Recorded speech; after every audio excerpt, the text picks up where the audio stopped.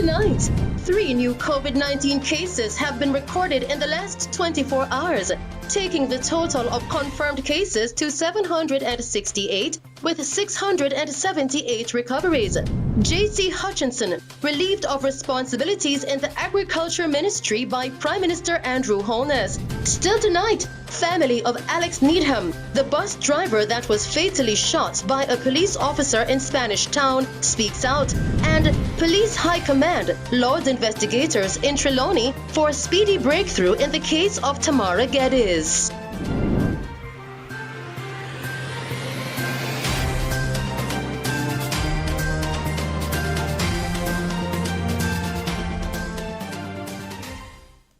Good evening.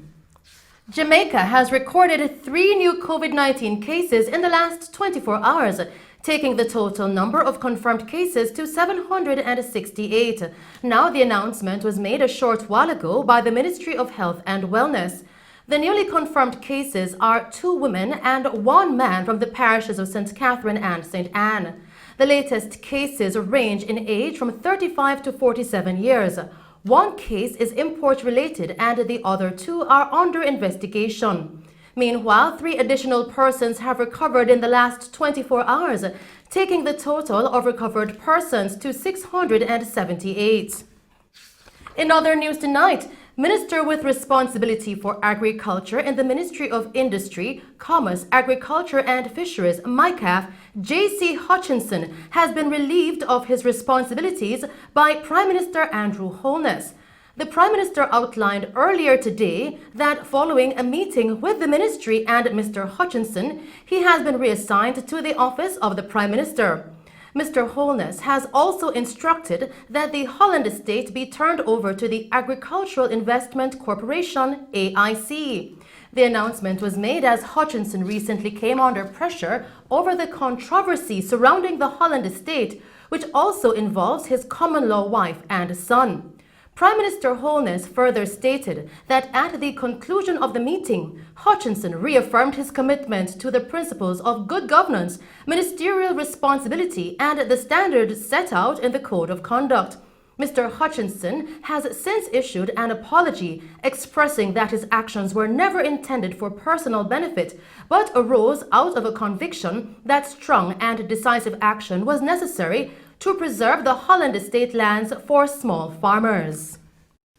In news from St. Catherine, the family of 24-year-old bus driver Alex Needham, who was fatally shot by a police officer in Spanish Town on July 1, is speaking out. Reports coming into our news center are that Alex was loading a Toyota Coaster bus illegally along Burke Road when the uniformed officer approached him and instructed him to remove to the designated area. A dispute developed during which Alex allegedly reached for a machete and chopped the officer, who managed to pull his service pistol, shooting him. Both injured men were taken to the Spanish Town Hospital, where Alex was pronounced dead and the officer admitted in serious condition. However, Alex's father, Denvin Needham, explained that in an effort to protect his son from being shot by the police officer, he tried to intervene and ended up chopping the lawman.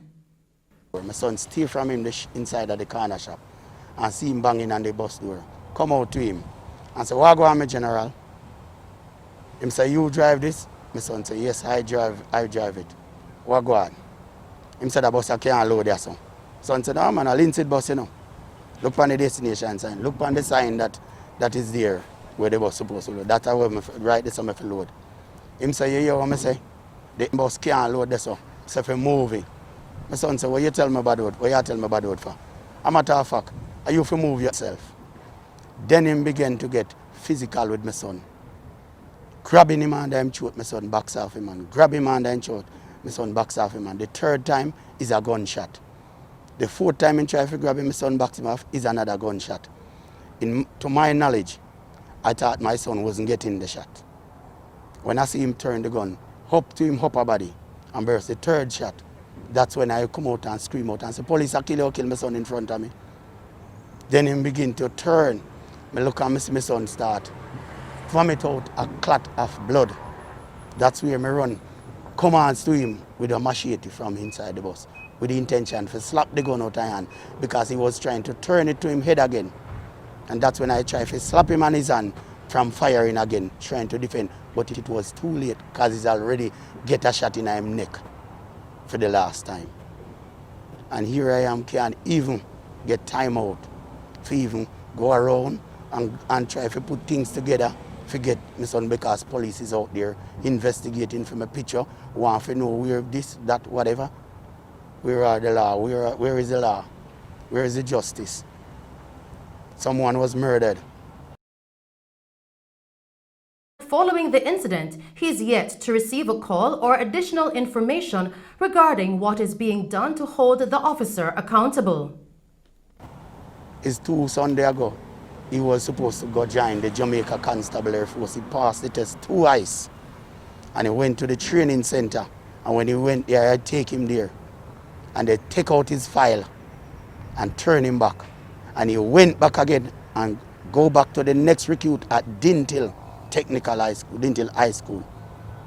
And he did back the test and passed it back again, waiting on call. And he got his call, was going last week Sunday or the week before. And here he is dead. I don't even hear nobody say the police has got charge or the police has moved from duty or whatever. Nothing. No ministry of security, nobody no call for even say how is thing coping up. Nobody at all. It's like my son is like a dog on the street.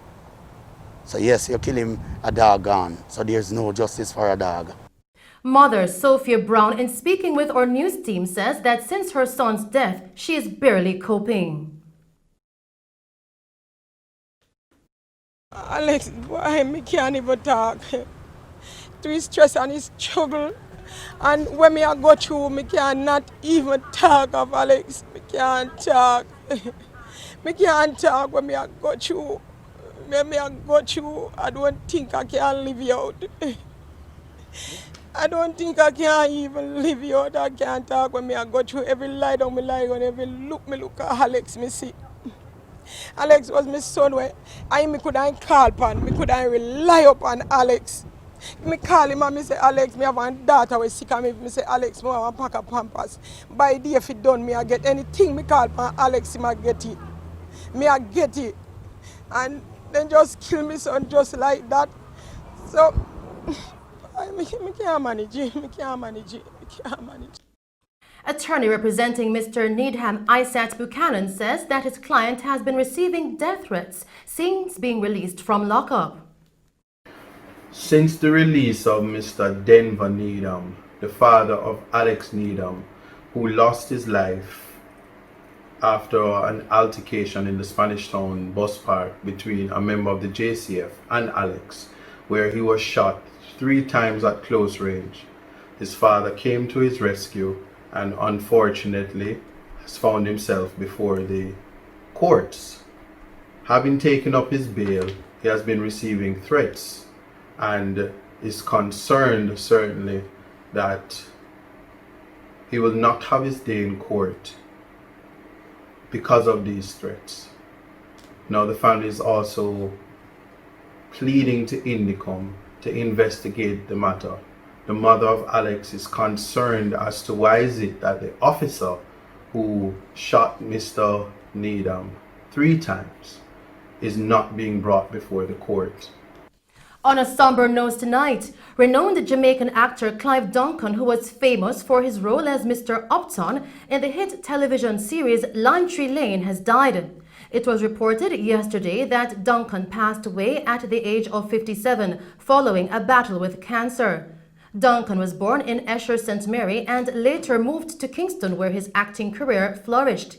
He became a national sensation in the role of Drapus Upton between 1988 and 1997. Following his stint in one of the longest-running series on daytime television, Duncan moved on to the Jamaican-based soap opera Royal Palm Estate, where he played the role of Chief Monsieur Jean Perrault. One of Duncan's final appearances on local television was in the series Joint Tenants, where he played the role of the miserable landlord, Mr. Paper.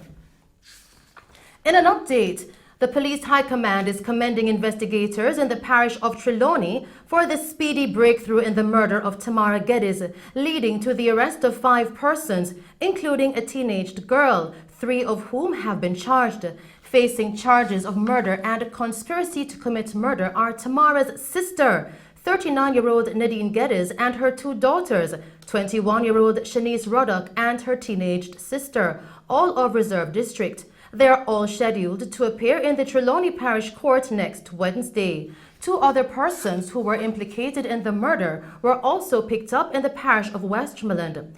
Tamara GEDDES was fatally shot by a lone masked man at her home in Reserve District on Friday, June 19, who robbed her of cash, her cell phones, and then attempted to sexually assault her.